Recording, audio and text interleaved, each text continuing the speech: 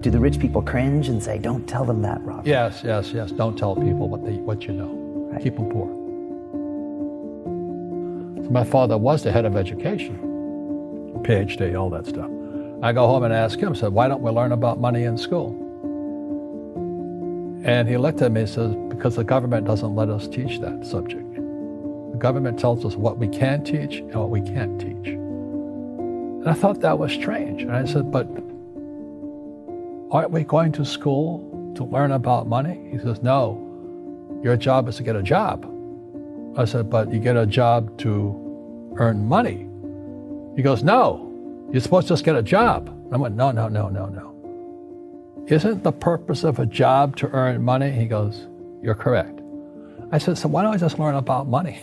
I can skip the job part, And he got flustered and he said, if you want to learn about money, why don't you ask your best friend's father about money? And I said, why? That's Mike. So I asked him. He says, because Mike's father is an entrepreneur. And I said, what are you? He says, I'm an employee. I'm a government employee. I went, oh, what's the difference? He says, the difference is an entrepreneur must know about money, or they're no longer entrepreneurs. And he says an employee doesn't have to know anything about money, because the government will take care of them, the company will take care of them. So I'm all confused. But I took my dad's advice and I trundled over to Mike's father's office and knocked on his door and I said, hey, I'm here, 9 years old. Teach me about money. He says, beat it, kid, But that's where the story of Rich Dad, Poor Dad started. And finally, through persistence, my rich dad started teaching me about money on one condition. And that condition was he would never pay me. He says, the moment I pay you, you think like an employee. He says, that's the trap. Entrepreneurs work for free. And now I'm 9 years old, my head's cracking in half. He says, you never want a paycheck. You understand that, kid? I said, okay, I got it. And he says, well, how do I make money? He says, that's what entrepreneurs figure out. It's like, so how do I learn about money? So he would just break out a Monopoly game board. So I would work for free. I'd pick up cigarette butts, and he had hotels and restaurants, and I would clean and do menial tasks. And as I got older, I started getting into office work and marketing and accounting, and I was an apprentice basically, but I always worked for free. And he would teach me about money, but the way he taught me about money was playing Monopoly. And finally one day I got upset. I said, well, when are you going to teach me about money? He says, what do you think we're doing? We're playing Monopoly. He goes, no. What do you think we're doing? We're playing Monopoly. He says, what do you think we're doing? So I don't know. I'm teaching you about money. And then that's when, you have one greenhouse. He says, there's many formulas for great success in money. There's thousands of them, but one of the best ones is found on the game of Monopoly. It still is today. 4 greenhouses, 1 red hotel. I said, what?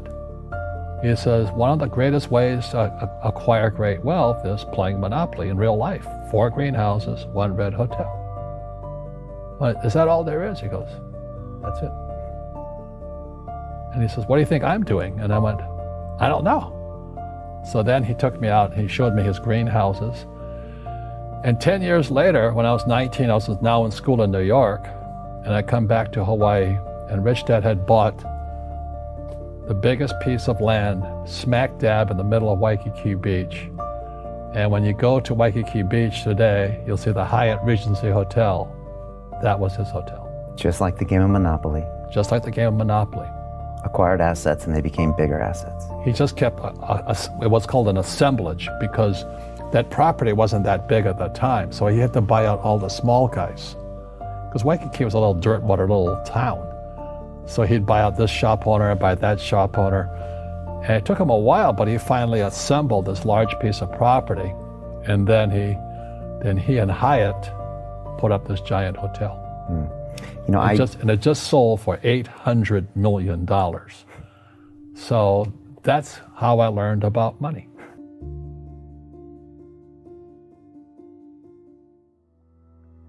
I've had financial crashes. I've had people stab me in the back, but they're all good because I grow from it. That's spirituality. Right.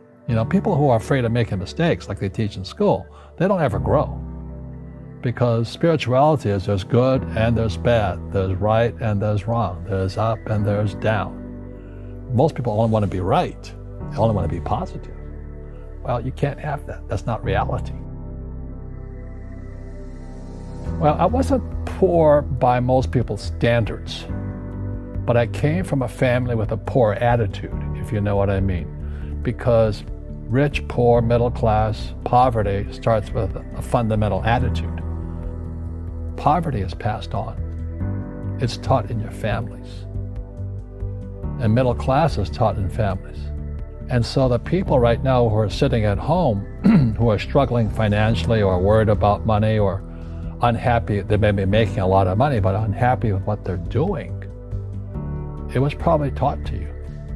Your super ego was taught, get a job, work hard, or you'll never be rich, or the rich are evil, or whatever. The school system will never teach you about money. The school system was designed to teach you to be an employee, which is important, or a doctor or a lawyer, a specialist, but never about money. And what most people lack is real business knowledge, like accounting, like debt, like taxes. You got to know that stuff, but they don't teach it in school to anybody. So, and then when people ask me, how did your rich dad learn this when your poor dad, a PhD, didn't?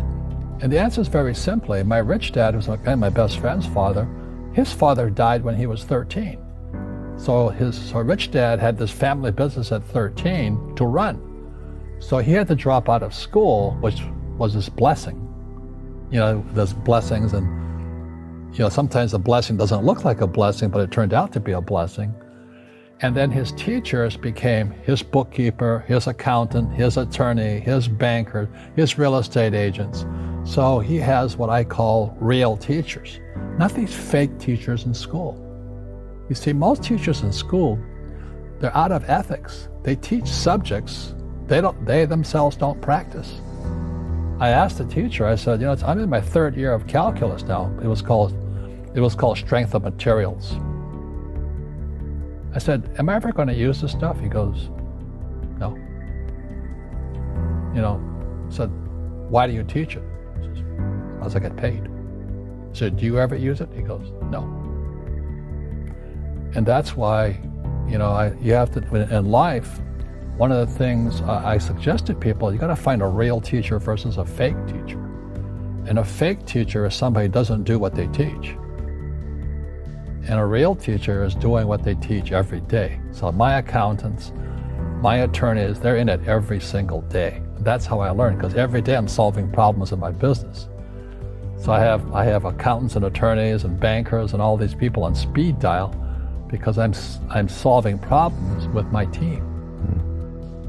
I see you giving this knowledge out, and yeah. Do the rich people cringe and say, don't tell them that, Rob? Yes. Don't tell people what you know. Right. Keep them poor. But, unfortunately, the poor, as was in the Bible, I'm not real religious, the poor will always be amongst us because it starts up here. Right, it's that fear mentality. It's in their words, and the words become flesh. Again, I'm not really religious. I flunked out of Sunday school also. But when they say I can't afford it or I can't do that, they go down. They become what they say. My PhD daddy says, what do you think I am, made of money? I can't afford that. And my rich dad would say, that's why he's poor. Poor people say, I can't afford it, I can't do that, I don't have time. Because it's an escape. It's an escape, you know what I mean? It's easy to say, I can't afford it. And your rich dad used to say what instead of, I can't afford it? How can I afford it? How can I do that? What would it take, or why should I do that? He says that a question opens the mind, a statement closes the mind. So when you say, I can't afford it, your mind shuts down, and you become what you say. Rugby is a team sport, but so is soccer. The rules are different. And other people are golfers. They play by themselves. And so everybody's different.